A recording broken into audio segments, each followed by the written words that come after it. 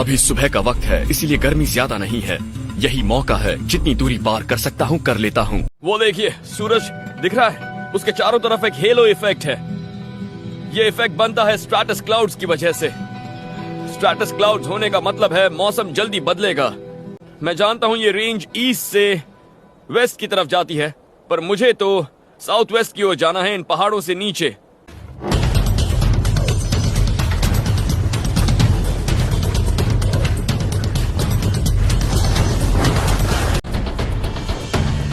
आज के सफर में हमें घने जंगल से गुजरते हुए एक नदी को ढूंढना है। ये दोपहर का वक्त है, जब सूरज सबसे ज्यादा गर्मी बरसाता है, और खुद को सुरक्षित रखने के लिए मुझे जल्द से जल्द घाटी की छाया में पहुंचना होगा।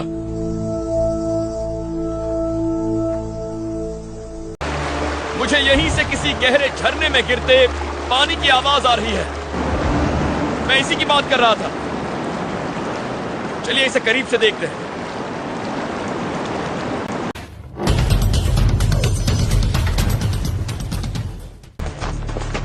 आप देख सकते हैं कि यहाँ पानी है। ये इस जगह से एक झरने की तरह आ रहा है। मुझे एक घाटी का किनारा नजर आ रहा है। घाटी के नीचे मुझे छाया मिल सकती है। घाटियों में पानी भी हो सकता है, यानी छोटे नाले जो बड़ी नदियों से मिलते हैं, और मैं उसी घाटी की तरफ जा रहा हूँ।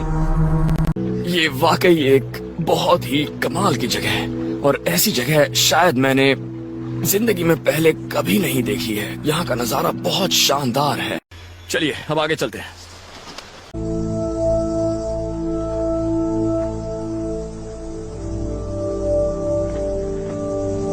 सिर्फ 43 डिग्री के तापमान में होने से ही आपका शरीर हर घंटे करीब 1 लीटर पानी खोता है, और चलने और पहाड़ पर चढ़ने के बारे में तो अभी आपने सोचा भी नहीं होता है।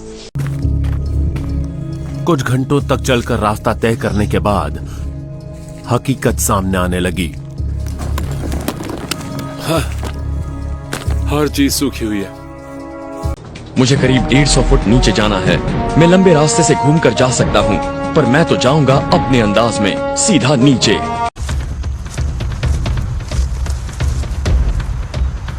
रुको, कुछ सुनाई दिया? शायद नदी है। पानी की आवाज है। हाँ। हम काफी नजदीक हैं।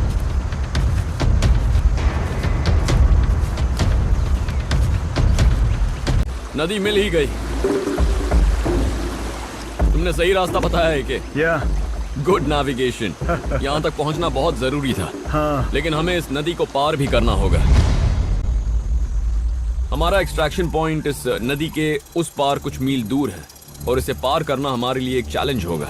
इस पानी की गहराई सिर्फ घुटनों तक है। उथले पानी में बड़े एलिगेटर मिलने का खतरा कम होता है, और यहाँ से नदी पार करने का जोखिम उठाया जा सकता है। नदी के सहारे आगे बढ़ना बहुत अच्छा रहता है, लेकिन इसका ये मतलब नहीं कि आप तेजी से उसे पार भी कर जाएंगे। इन गीले पत्थरों पर काई जमा है, इसलिए यहाँ टखने टूटने का भी खतरा है। अच्छा होगा कि आप रास्ते को छोटी छोटी दूरियों में बांट लें और उन्हें तय करने के बाद भूल जाएं।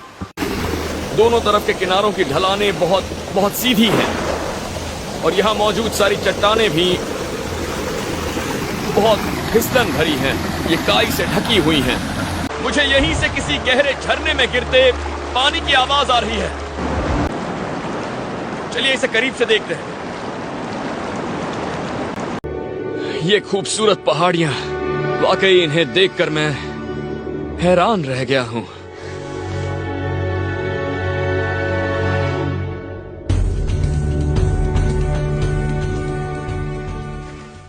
और यहाँ नजारा कमाल का है, और इस वक्त मेरे चारों तरफ दुनिया के खूबसूरत पहाड़ है, मगर यहाँ काफी ठंड है और तापमान 0 से थोड़ा ही ऊपर है। अजीब बात है, मैं पानी में उतरा भी नहीं हूँ, लेकिन दिल की धड़कनें अभी से काफी तेज हो गई हैं। मुझे नीचे कूदना है, लेकिन यहाँ बहुत ज्यादा पानी है, और ये पानी काफी धुंधला भी है, जिसकी वजह से मुझे गहराई का अंदाजा नहीं लग पा रहा है।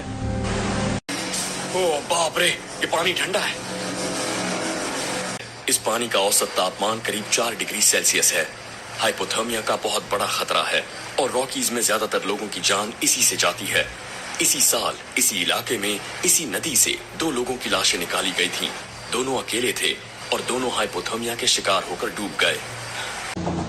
ये जो ऊंचाई है, यहाँ से छलांग लगाई जा सकती है, पर जंगल की नदियों की गहराई का कोई भरोसा नहीं होता।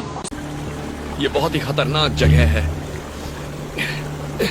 इस नदी के पानी में बहुत ज्यादा ताकत है, लेकिन मैं किसी तरह से सही सलामत किनारे तक पहुंच गया।